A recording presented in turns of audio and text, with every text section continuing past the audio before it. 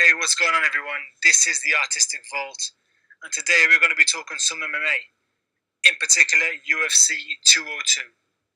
Now, the notorious Conor McGregor faces up against Nate Diaz for the second time in a welterweight 170 bout in Las Vegas, Nevada. Now, this promises to be one hell of a fight.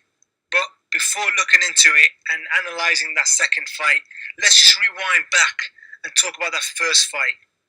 In the first fight, Conor McGregor came in as the favourite over Nate Diaz.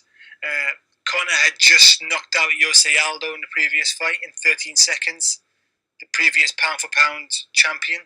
And Nate actually came in as a late replacement for Rafael dos Anjos. Going into the first round, Conor McGregor was dominating proceedings here. He was controlling the centre of the ring. He was backing Nate up. He was throwing the left hand a lot. A bit too much, to be honest. Some did connect, did hurt Nate. Of course, a lot didn't, though. Conor definitely won the first round, no doubt about it. He wasn't fighting as well or as fluently as he has in previous fights, but he definitely won the first round. And, Conor's been speaking about how he enjoys fighting in Vegas and how he's already buried 3 bodies out here. But Nate Diaz is one tough motherfucker, and he took all of Conor's punches, to be fair.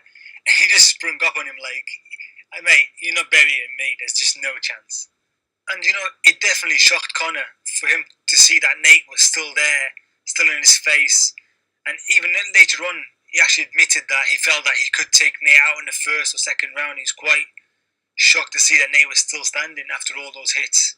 So, midway through the second round, Nate connects with a brilliant 1-2. And from then on, it literally was shockwaves to the system. Conor literally went into panic mode. It was actually crazy because it was literally like a light switch that just went on 0 to 100 real quick. And here now, Conor is absolutely in panic mode. He shoots for the takedown. He's exhausted. He's tired.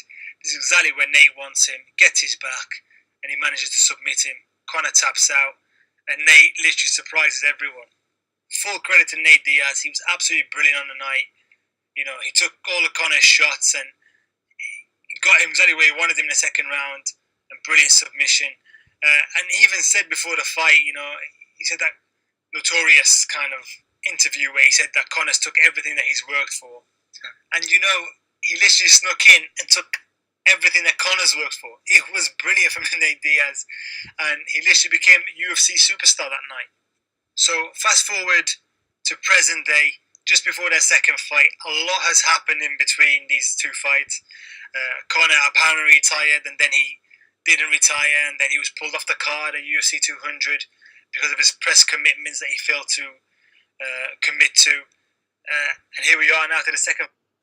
So looking at the second fight, it is so hard to predict. I mean, I am at a loss at how this is going to go. This could go either way. This really is a 50-50 fight.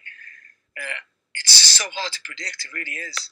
It's so hard to predict because when you analyse it, Nate has the reach advantage, the height advantage. He's at a full camp this time around, where before he had 10 days. He doesn't get knocked out. I mean, this guy literally trains with Andre Ward, for crying out loud. And he's got the far superior ground game. So how does Conor win? So going totally against what I've just said, I'm actually going for a Conor McGregor win. And I don't know why, but for some reason I've just got this gut instinct. And I feel like when you have that gut instinct, you've got to throw the analysis and the tactics and everything that you just analysed out the window. And of course, endurance. This is what cost him in the first fight. He was gassed out by the second round last time. He can't be able to do that in this fight. He needs to go the full distance if need be. Now, he says in the interviews in the pre-fight, he says that he can. He says that he's been working on that. So that is absolutely vital for him. And finally, he needs to set a game plan into place with his team. His tactics last time was so horribly wrong. He was just throwing a left hand like a madman. This time he needs to work the body. He needs to, wait for the right moments to use the left, sorry. Now, of course, it'd be much easier to sit here and go with the more realistic option of Conor winning, on points, winning by decision. But where's the fun in that? I'm actually going to go for Conor to TKO him in the second round. I feel like Conor's going to connect with a big left.